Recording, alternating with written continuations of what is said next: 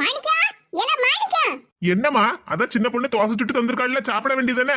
ஆமா, உன் பொண்டாட்டி தோசையை சுட்டு தந்துட்டா. இங்க பாருல, இதுக்கு பேரு தோசையல.